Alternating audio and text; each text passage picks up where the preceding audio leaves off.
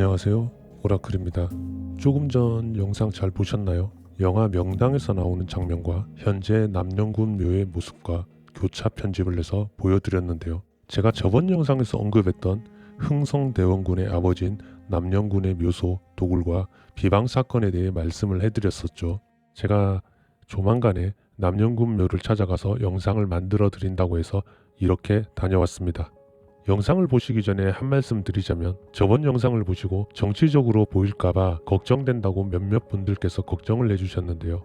아무 걱정 안 하셔도 되는 게, 저는 정치에는 관심도 없으며 정치인들과 엮이고 싶지도 않습니다. 제 지인들이나 오프라인에서 저를 만나러 오신 분들은 잘 아실 겁니다. 제가 정치 이야기하는 것을 극도로 싫어하고 어느 한쪽으로만 기울어진 정치 성향도 싫어합니다. 전에 어떤 분이 그러시더군요. 젊은 사람이 정치에 관심을 가져야 나라가 발전한다 라고 제게 그런 이야기를 하신 분들에게 꼭 이 말을 합니다. 정치하다가 집안이 풍지박살 나보면 그 말 저에게 하지 못할 겁니다 라고 이야기를 합니다만, 아무튼 제가 온라인상으로 깊게 말씀을 못 드리지만 앞으로도 제 채널에서는 그 어떤 정치색을 가지고 영상을 만들 생각이 눈꼽만큼도 없으니 걱정 안 하셔도 됩니다. 그리고 걱정해 주셔서 감사합니다. 자, 본론으로 들어가서 남영군 묘에 관해 말씀을 드리자면, 흥성대원군이 왕의 권력을 얻기 위해 이대 천자지지라는 명당에 자신의 아버지인 남영군을 이장하게 됩니다. 그때 가야사라는 절이 있었고 절을 부수고 이장을 하게 되는데, 그 과정을 영화로 만든 것이 명당이라는 영화입니다. 영화를 보신 분들은 지금 이곳 남영군 묘에 대해 이해가 잘 되실 겁니다. 영화에서도 그렇고 실제로 이대 천자지지라고 해서, 즉 이대가 황제가 나오는 명당이라고 해서 이곳에 묘를 이장을 했습니다. 그래서 나온 왕이 고종 순종인데요. 결국 이대째의 조선은 망하게 됩니다. 여기에 수많은 이유와 상황이 존재하지만 오늘은 풍수에 대해서만 이야기를 해볼까 합니다. 저번 영상에서도 말씀드렸다시피 이곳 남영군묘는 도굴과 비방을 당했습니다.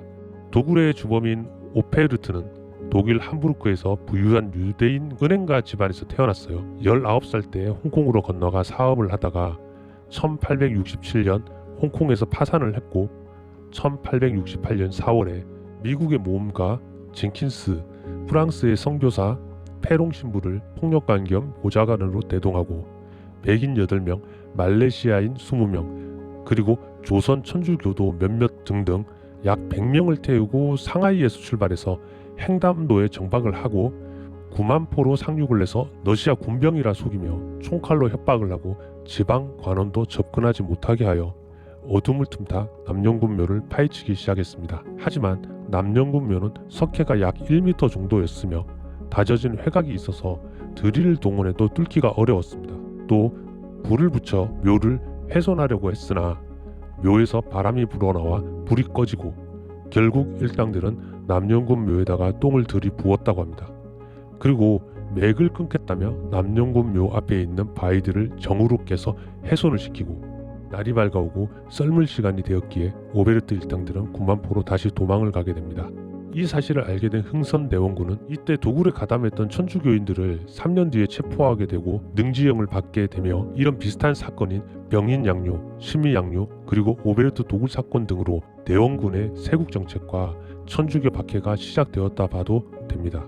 자신의 아버지 묘를 파헤치고 도굴을 하려고 했으며 거기다가 똥을 들이부었는데, 그때 최고의 권력을 가진 흥성대원군 입장에서 얼마나 화가 났을까요?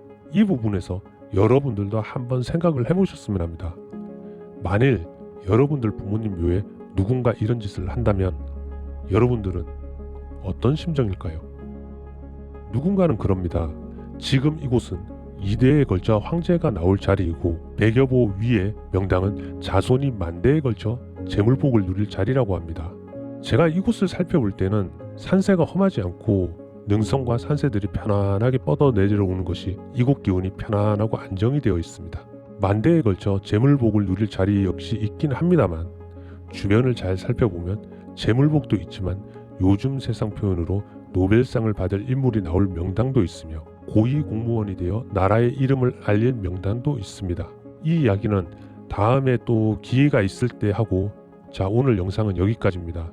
제가 아직 생각 중이지만 다음에 기회가 되면 약간의 풍수지리를 보는 시야만 기른다면 돈을 벌 수 있는 방법과 실제 풍수지리를 이용해서 제가 주변 사람들에게 돈을 벌게 해준 이야기를 해드리도록 하겠습니다.